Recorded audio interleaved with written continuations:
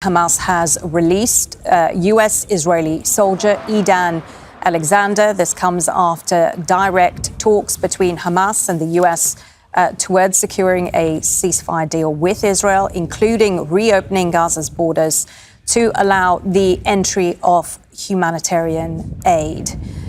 Edan Alexander, you can see him there on the screen, is believed to be the last living American captive still in the Strip. He was handed over in the last half an hour or so to the Red Cross and is being transferred out of Gaza to the Israeli military. Alexander and his family will then be airlifted together to a hospital in Tel Aviv.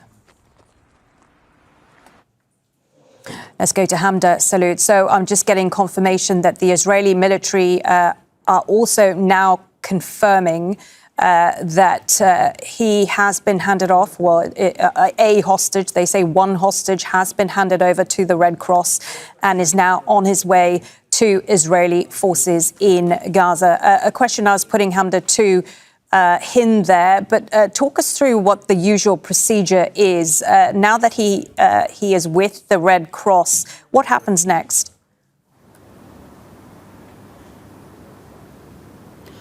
Well, this time it's a little bit different because Edan Alexander will be handed over to Israeli forces inside of the Gaza Strip. Previously, during ceasefire agreements, the Israeli army had withdrawn from different positions so that the Red Cross could facilitate the release of the captives, facilitate bringing them in. But remember, that was during a ceasefire when Hamas was present on the streets. So there weren't Israeli forces that were around conducting military operations simultaneously during those releases. So what you have here is the Red Cross going to a certain area inside of Gaza where these soldiers are positioned. Remember that the Israeli Prime Minister's office said that they were opening up some sort of safe corridor, a safe passageway for Edan Alexander. So wherever he is being taken to, there isn't going to be military activity, but rest assured that the area, the perimeter there is overtly secured by Israeli forces. So once he's taken to those Israeli soldiers, he will then be driven across the border through Kisufim, where he will then be taken to the Ream air base in southern Israel, where his mother and his family are waiting for him, along with the U.S. envoy to the Middle East, Steve Witkoff. In fact, a photo just emerging of his family members with American officials at the base, anxiously awaiting his arrival after 18 months in captivity. Now, this is sort of a choreographed system when it comes to the release of captives from Gaza. We've seen it throughout the last year and a half. When there have been any sort of exchanges and any sort of releases, the captives are handed to the International Committee of the Red Cross. They are then given to Israeli forces, this time inside of the Strip, but previously right along the border. The Red Cross would drive them through the Gaza border into Israeli territory, where they would then be taken into the hands of the Israeli military, and then for an initial evaluation, a medical evaluation at the Ream air base, before they are ultimately lifted via helicopter to a hospital in the central part of Israel, right outside of Tel Aviv. But this time, again, it's a little bit different because the fighting is continuous. The fighting did not stop. In fact, Israeli officials were quite clear that there wasn't going to be a pause in the fighting, there wasn't going to be a ceasefire, and there wasn't going to be anything in exchange for the release of this American-Israeli soldier. They were not going to be providing aid. They were not going to be releasing Palestinian prisoners.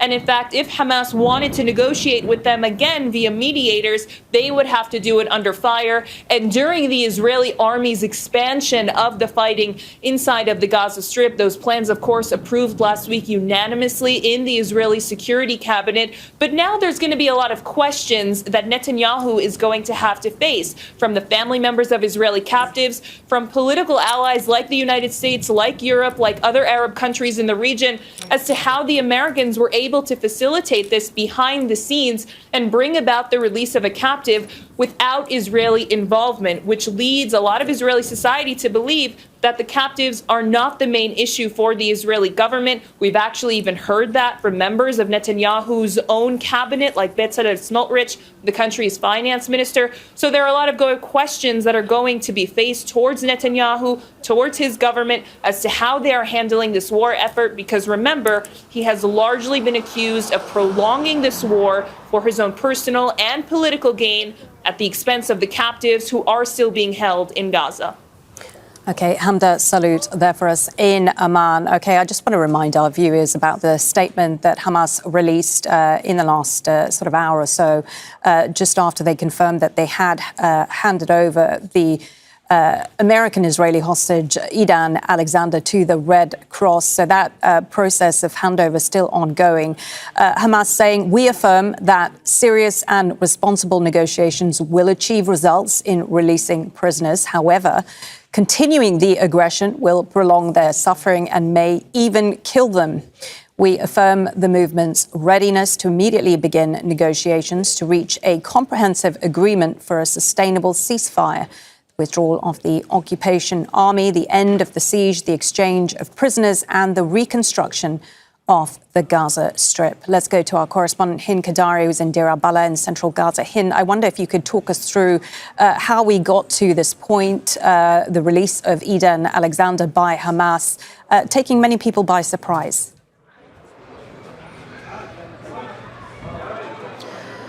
Well, we need to know that this was definitely a surprise for Palestinians, where Trump was the person to announce this. And what was also surprising is Israel was not part of these efforts. That's why Israel said that they are only going to secure a safe passage for their Israeli-American captive. They're not going to let any aid go in. They're not going to also exchange any Palestinians in exchange of the Israeli captive. Now, what we also need to know is that Palestinians have been waiting for any hope, and they have been waiting for any ceasefire negotiations, especially during these weeks, because the siege imposed has been very harsh and hard on Palestinians. Also, there has been a lot of attacks on the Palestinians, where shelters were targeted, hospitals were targeted, schools, tents, every single corner of the Gaza Strip has been targeted. And also there has been an expansion of the ground invasion by the Israeli forces. Now, there has been news that he is going to be released and handed over to the Red Crescent at 6:30 p.m., which is today, and he was literally handed in on time. There has been no delay, and this shows that Hamas is ready and willing for any negotiations. They're open for any negotiations. Just like the press release, they stated that they are willing and they're open for any negotiations and anything that is going to bring a ceasefire, lifting the blockade, and also the restructuring of the Gaza Strip. Palestinians are very desperate. We're talking about a very, very harsh report on acute famine and the risk of famine across the Gaza Strip, where Palestinians are unable to secure a meal for their children per day. So all of this comes as Palestinians have been waiting anything that would help, but now there are a lot of questions. What's going to happen next? Why did it happen now? And will there be any positive negotiations ongoing? Palestinians now are asking us, does that mean that aid is going to be entering? Does that mean that Palestinian prisoners are going to be exchanged, or what is going to happen? Now, everything seems very unclear of how all of this happened, but Palestinians again are very desperate and they want to see any improvement on the ground. We're talking about devastating conditions, health facilities working without any medical supplies, Palestinians starving, children going to bed hungry, and the situation continues as the Israeli forces continue to attack different areas across the Gaza Strip. So again, this may be a positive move, but it's not going to bring anything in exchange for Palestinians. No aid is going to enter today after Edan makes it to Israel and makes it to his family, and there will no Palestinian prisoners are going to be exchanged. Indeed. Okay. Thank you so much for that. Hind Khoudary there for us in central Gaza, reminding us the stark reality of the ground for the majority of Palestinians. Let's get reaction from Israel. We can speak to Akiva Eldar. He's an Israeli political analyst. He joins us live from Tel Aviv. Akiva, good to talk to you again. Let me start by first getting your reaction to what is going on right now, the events of the last hour or so, of the release by Hamas of this Israeli-American hostage, Edan Alexander. What is your reaction? There are kind of mixed feelings therein. Of course, as an Israeli, and as you can see from Tel Aviv, the place where the families of the captives are gathering every night, we are happy that Edan Alexander is on his way back to his family. But at the same time, Israel could not get any other Israelis. Actually, people say, well, you need an American passport or any other foreign passport in order to save your sons from prison. And actually what we see is that what President Trump can do, Netanyahu is not able or is not willing to do. So there is a lot of frustration with, of course, the satisfaction to see Edan Alexander back home and back to his family.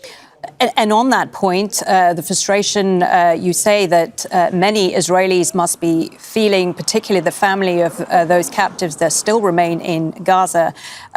It is interesting how Israel was not involved at all, it seems, in the release of Edan Alexander. What do you think the Israeli government and Prime Minister Netanyahu is thinking behind the scenes about the events of the last few hours? Well, Irene, I can't help thinking what Netanyahu would have said if this was now President Biden on his way to the Middle East and not even updating him, taking him again and again by surprise, not only on the captives issue, but also on the deal with Saudi Arabia, on the nuclear energy, as well as the negotiations with Iran without involving Israel. Actually, I'm afraid that Netanyahu and his fans have exhausted all their garbage they had in the media against Biden, so there is nothing left for Trump. And the paradox is that I believe that now Netanyahu would rather have Kamala Harris at the White House, because President Trump is very popular in Israel. 80% of the Israelis preferred him to Kamala Harris and to Biden. So, yeah, there is a kind of frustration. But on the other hand, among people who believe in a two-state solution, the paradox is that now our hero is Donald Trump. What do you make of the statement released by Hamas today, where they seem to be communicating directly again with the US government, criticizing Prime Minister Netanyahu and saying that this release shows their good faith and there should be now more discussions when it comes to a ceasefire? How do you expect that to go down? Well, I expect Netanyahu to finally make his decision that he would rather have President Trump on his side than Smotrich and Ben-Gvir. And this has been the dilemma. From day one, I think even in one of our discussions during on Al Jazeera, I said from day one, the hostages are the only bargaining chip that Hamas is holding. And it's all for everything. It's all the captives for Israeli full withdrawal from Gaza, and the what Netanyahu was expecting, as he promised us, the total victory is not going to happen. And there are rumors that during his visit, President Trump is going to recognize the Palestinian state and will impose on Netanyahu to finally make a decision, because Netanyahu's total victory is burying the Oslo Agreement and the two-state solution. And Trump is, he may be weird, but he's not stupid. And he knows that on his way to Saudi Arabia and to Qatar and to cutting deals with them and starting a golf course in Qatar, Israel will have to pay in territorial currency. And the Israeli public will probably have to make a decision sooner than later. And I believe that Netanyahu is on his way out, let alone that in few days he will have to start answering questions in court when the cross-examination on his corruption affairs will start. So I think that today is a crucial point, because the Israeli public is aware of the fact that if you want a deal, if you want your sons back at home, you can do it. But for that, you have to be a leader like President Trump and not like Netanyahu. Akiva, just stay with us. We're going to take a short break. But before we do, I just want to make reference to these pictures that we are seeing now on the screen. This is an ICRC vehicle. It is the vehicle that contains the US-Israeli soldier Edan Alexander. There we go. That is him with Hamas and the Red Cross just before he entered the car. So we know he is on his way now towards Israel. Israel is due to receive him. Make sure to subscribe to our channel to get the latest news from Al Jazeera.